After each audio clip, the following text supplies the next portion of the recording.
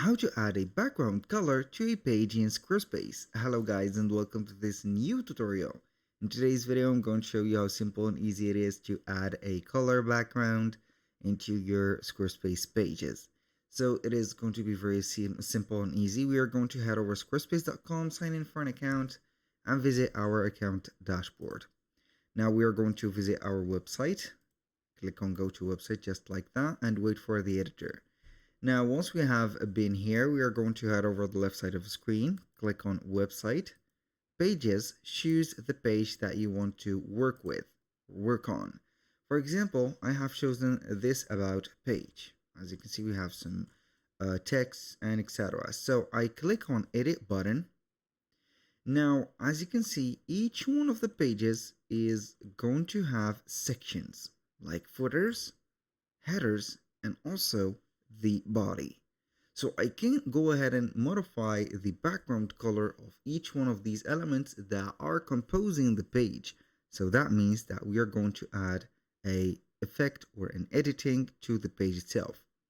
I'm going to start with this specific body page. I click on edit section, click on background, or click on color. For example, I can go ahead and click on color like this, like that, or have it something like that. Or I can go ahead and click on background, add an image, video, or an art. So you can see I can go ahead and add an art.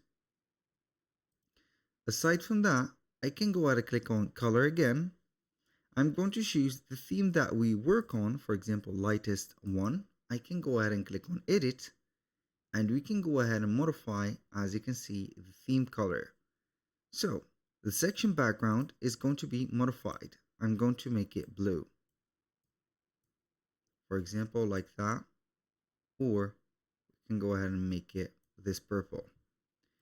And also the background overlay is going to be something that we are going to change, of course. So that was the page.